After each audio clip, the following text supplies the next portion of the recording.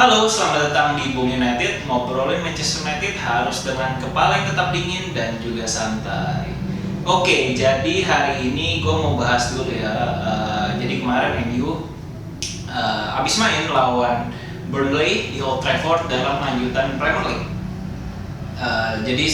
Sebelumnya kan MU ini kita tahu bermain dengan sangat buruk ya, melawan Norwich dan juga puncaknya Newcastle kemarin, di mana MU menunjukkan permainan yang sangat buruk sekali, sangat tidak layak untuk ditonton.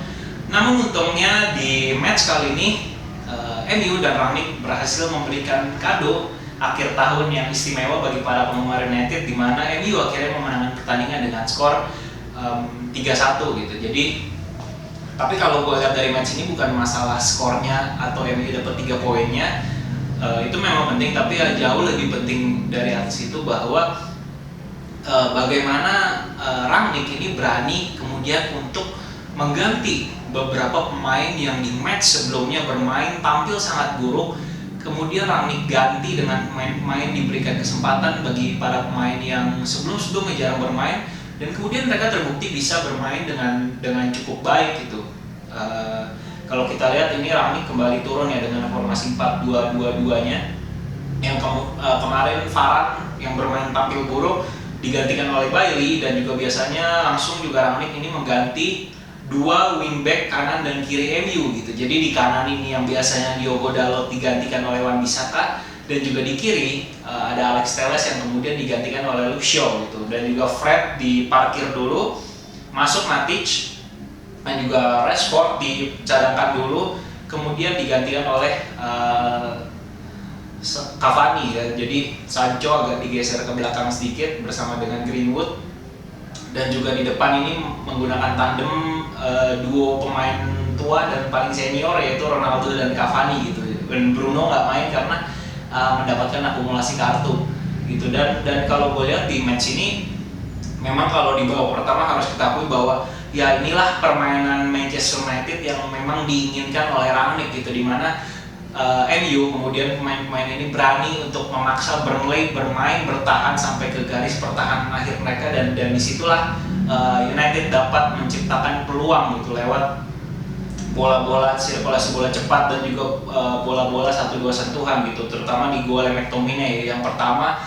Ya itulah memang yang terlihat sekali pola yang diinginkan oleh Rangnick itu di MU gitu. Dan kalau harus kita akui bahwa Luke Shaw pun juga bermain dengan baik, Wan-Bissaka juga bermain dengan baik, McTominay memang sangat baik sekali di pertandingan kali ini, dan ya Cavani bekerja dengan keras, dan yang inilah squad yang memang diinginkan gitu, penampilan yang diinginkan oleh seluruh fans Man United gitu. Dan ini merupakan salah satu hal yang positif, bahwa berarti Rangnick ini adalah tipe pelatih yang tidak sungkan untuk mengganti pemain yang tampil dengan buruk gitu, dimana ini akan menyebabkan bahwa pemain ini tidak berada selalu di dalam zona nyamannya gitu. Dia nggak bisa berpikir lagi bahwa gue tampil jelek nggak apa-apa, atau gue juga pasti main-main aja gitu. Dan yang inilah yang coba untuk dipatahkan oleh Rangnick. Berarti ya pemain akan memiliki keinginan untuk tampil dengan baik gitu, agar posisi mereka tidak tergeser gitu, karena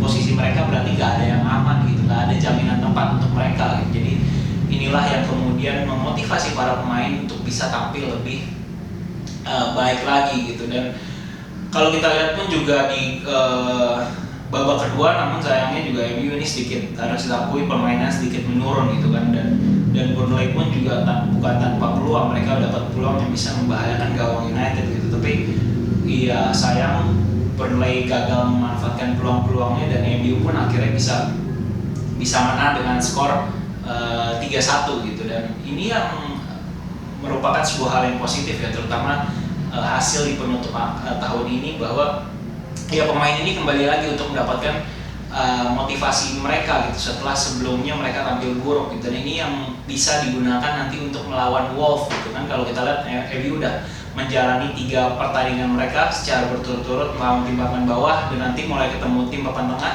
Nah inilah yang menjadi ujian apakah Rangnick dan pemain-pemainnya bisa untuk mempertahankan performa yang konsisten, baik dari individu mereka maupun dari secara permainan tim gitu. Dan ya inilah hasilnya.